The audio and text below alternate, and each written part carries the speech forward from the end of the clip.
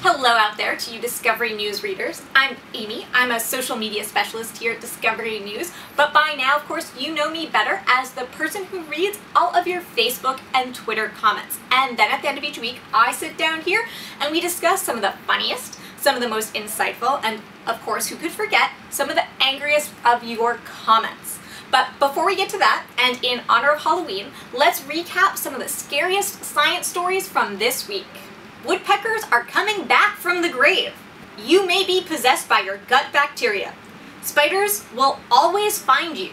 Space is absolutely horrifying. And soda may be to blame for violent behavior. But perhaps the scariest story of all this week, judging by your comments, was this one.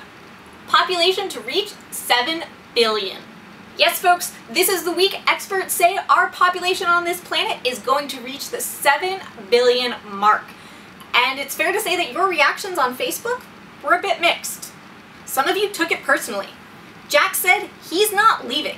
A BJ is worried that there are 7 billion people on the planet, but somehow he's still single. Then there were those of you out there who, perhaps caught up in the horror of Halloween, came up with some not so happy ways to reduce our population.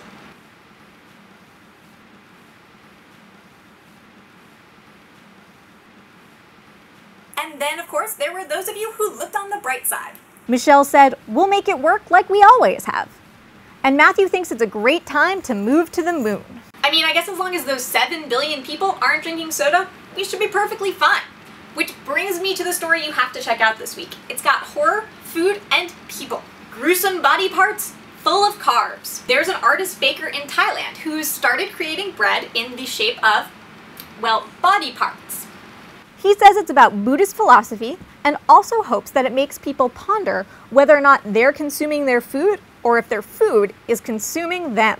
Maybe we should fear the violent effects of soda.